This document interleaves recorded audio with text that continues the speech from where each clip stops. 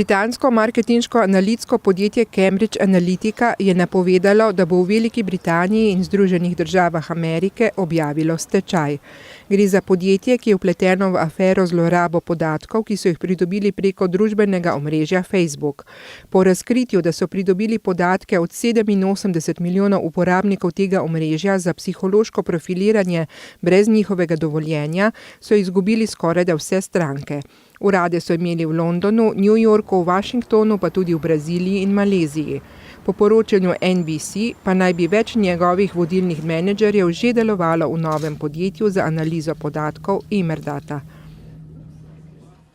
Prebivalci in znanstveniki so zaskrbljeni zaradi varnosti v favelah brazilske prestolnice Rio de Janeiro, potem ko so se lokalne oblasti nedavno odločile, da bodo v mestu ukinile polovico policijskih enot. Leta 2008 so ustanovili 38 enot, da bi ponovno pridobili nadzor nad obrobnim območjem oboroženih tolp in trgovcev z drogami, vendar niso dosegli cilja. 12 od njih jih bodo popolnoma ukinili, 7 pa združili s preostalimi. Tako je med drugim problematično v faveli Santa Marta. Ignacio Cano, profesor raziskovalnega laboratorija za urbano nasilje na Državni univerzi v Rio de Janeiro, opozarja, da bi bila izključitev policijske enote zelo tvegana za prebivalce, saj bo vanjo vstopilo več hudodelskih združb. Prisotnost enot je v preteklih letih prinesla precej več miru in blaginje, zaradi izboljšanja varnostnih razmer pa je favela postala tudi turistična destinacija v Rio.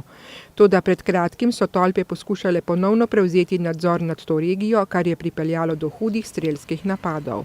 Nasilje v Riu je v zadnjih letih postalo vse močnejše. Spopadi med policijo in lokalnimi tolpami so v prvih 4 mesecih letos terjali življenja 38 policistov.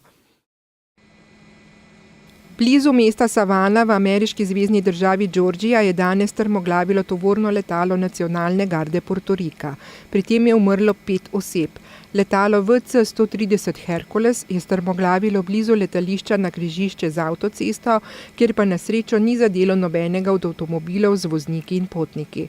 Nacionalna garda je sporočila, da je bilo letalo, ki se sicer uporablja za vremenske izvidniške operacije, na misiji urjenja. Pri strmoglavljanju je ostal od letala le rep, uničilo pa je daljnovode, tako da je v okolici tudi izklopljena elektrika.